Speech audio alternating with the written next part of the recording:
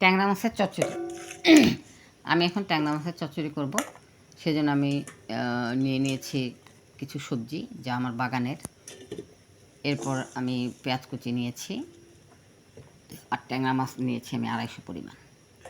এগুলোর মধ্যে আমি পরিমাণ মতো মরিচের গুঁড়া মিশিয়ে দেব, সেই সাথে আমি হলুদের গুঁড়ো মেশাবো আর সামান্য পরিমাণ আমি এখানে দিয়ে দেব জিরার গুঁড়ো।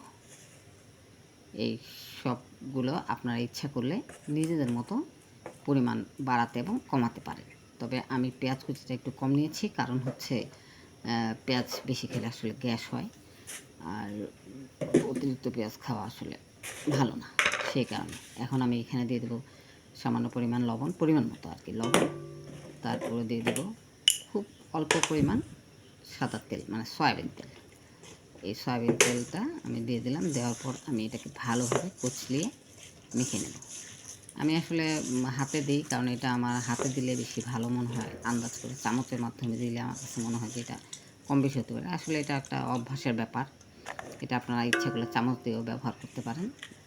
এরপর আমি এর মধ্যে ট্যাংরা মাছগুলো দিয়ে দেব, এবং ট্যাংরা মাছগুলো দেওয়ার পর এগুলোকে আমি আরও ভালোভাবে মেখে নেব। এই ট্যাংরা মাছগুলো মাথায় নিচ্ছি, কারণ এতে এই তরকারিটা রান্না করলে ট্যাংরা মাছগুলো এক কথায় মাছগুলোর ভিতরে অনেক সুন্দরভাবে মশলাগুলো ঢুকবে। এরপর আমি দিয়ে দিলাম আমার সেই শাকসবজি। এই শাকসবজিগুলো আমি মেখে নিলাম, ভালো করে কচলিয়ে একটু মেখে নেব, কারণ এতেও সবজিগুলোর ভিতরেও ভালোভাবে মশলাগুলো প্রবেশ করবে, যার কারণে তরকারিটা অনেক আঠালো টাইপের এবং হচ্ছে খেতে অনেক মজা হবে। বাগানের আসলে সবজিগুলো আমি দিয়েছি, এটা আমার কাছে মনে হয় যে বাজারের সবজির থেকে নিজের বাগান থেকে যদি আমরা একটু সবজি নিয়ে আসতে পারি, মানে রান্না করি, তাহলে অনেক বেশি মজা লাগে, কোনো স্বাদ থাকে না, এতে খুব ভালো লাগে আর কি। তো আমরা এখন এর মধ্যে সামান্য পরিমাণে পানি দিয়ে দেব। পানির পরিমাণটাও আমি খুব কম দেব, কারণ হচ্ছে পানি বেশি দিলে চচ্চড়ি তরকারি আসলে বেশি সিদ্ধ হয়ে গেলে একেবারে ভালো লাগে না। তো আপনারা একটু বেশিও দিতে পারেন, এটা হলো আপনাদের যার যার মানে রুচির ব্যাপার। তো আমরা সাধারণত সবাই জানি চচ্চড়ির মধ্যে পানিটা একটু কমই দেয়।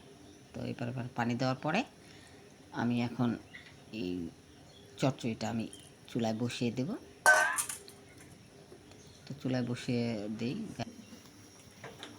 এ ফাঁকে আমি হচ্ছে চুলার মধ্যে চটিয়ে দিলাম তরকারিটা। আমি 15 মিনিটের মতো জাল করব। জাল করার পরে যে জাল 15 মিনিট হয়ে গেছে, এখন আমি কেটে রেখেছিলাম টমেটো আর কাঁচামরিচ কুচি, তো এগুলো আমি উপর দিয়ে দেব, এবং দিয়ে দেওয়ার পরে আমি হচ্ছে ঢাকনা দিয়ে আর বেশ কিছুক্ষণ জাল করব।